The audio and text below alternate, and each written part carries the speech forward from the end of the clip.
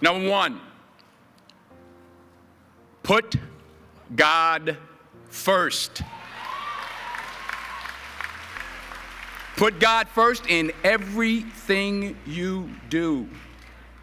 Everything that you think you see in me, everything that I've accomplished, everything that you think I have, and I have a few things, everything that I have is by the grace of God. Understand that. It's a gift.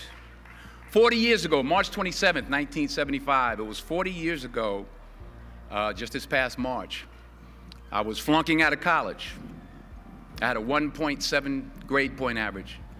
I hope none of you can relate. I had a 1.7 grade point average. I was sitting in my mother's beauty shop. They still call it beauty shops now? What they call it now? Yeah, I'll sit in the beauty parlor.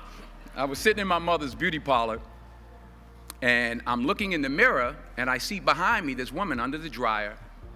And every time she looked up, every time I looked up, she was looking at me, just looking me in the eye. And I didn't know who she was, and I said, she said, somebody give me a pen, give me a pencil, I have a prophecy. March 27, 1975, she said, boy, you are gonna travel the world and speak to millions of people. Now mind you, I was flunked out of college. I'm thinking about joining the army. I didn't know what I was gonna do, and she's telling me I'm gonna travel the world and speak to millions of people. Well, I have traveled the world, and I have spoke to millions of people. But that's not the most important thing, the success that I had. The most important thing is that what she taught me and what she told me that day has stayed with me since.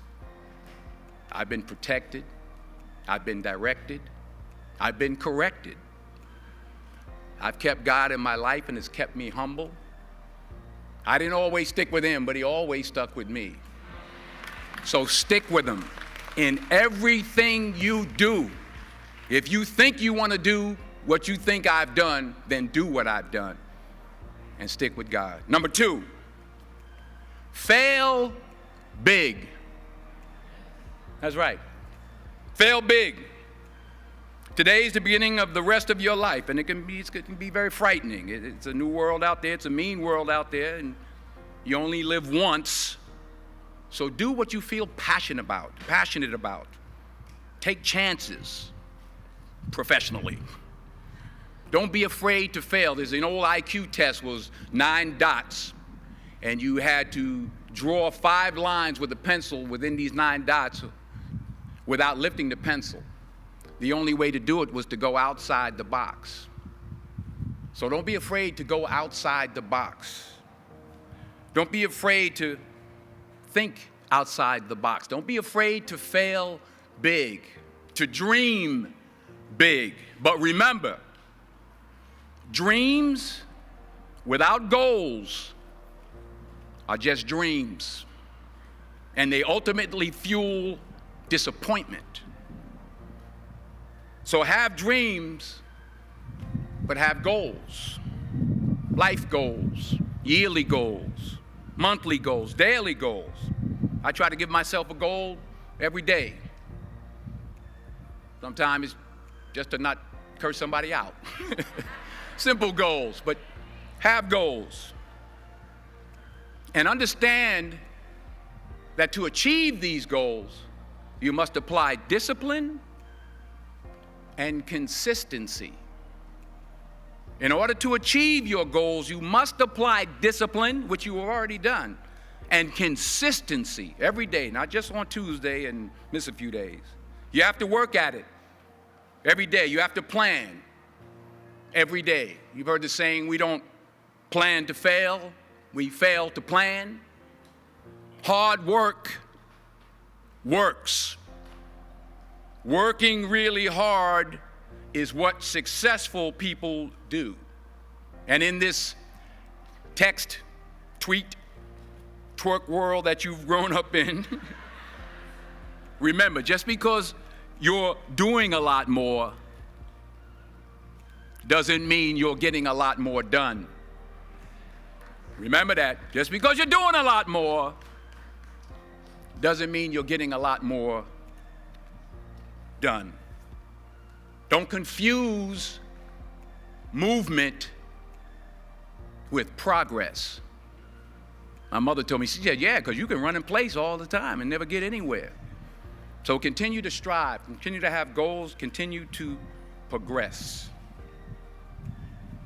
Number 3, you'll never see a U-Haul behind a hearse. I'll say it again. You'll never see a U-Haul behind a hearse. I don't care how much money you make, you can't take it with you. The Egyptians tried it.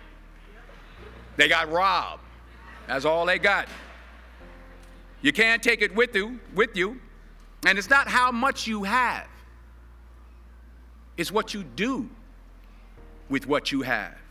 We all have different talents. Some of you will be doctors, some lawyers, some scientists, some educators, some nurses, some teachers.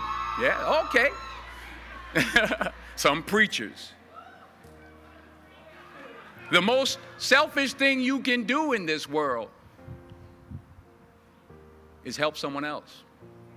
Why is it selfish? Because the gratification, the goodness that comes to you, the good feeling that I get from helping others, nothing's better than that. Well, one or two things, but nothing's better than that. Not jewelry, not big house I have, not the cars, but it's the joy. That's where the joy is, in helping others. That's where the success is, in helping others. Finally, I pray that you put your slippers way under the bed tonight, so that when you wake up in the morning, you have to get on your knees to reach them. And while you're down there, say thank you for grace. Thank you for mercy. Thank you for understanding. Thank you for wisdom. Thank you for parents. Thank you for love. Thank you for kindness. Thank you for humility. Thank you for peace. Thank you for prosperity. Say thank you in advance for what's already yours. It's how I live my life. That's why I am, one of the reasons why I am today.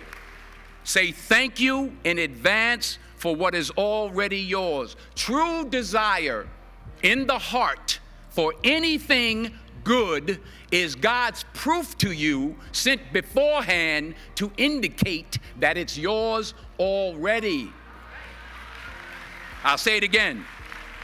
True desire in the heart, that itch that you have, whatever it is you want to do, that thing that you want to do to help others and to grow and to make money, that desire, that itch, that's God's proof to you, sent beforehand already to indicate that it's yours.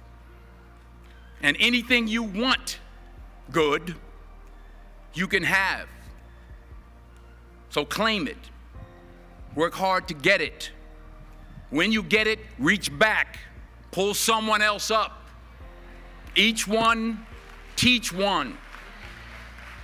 Don't just aspire to make a living. Aspire to make a difference.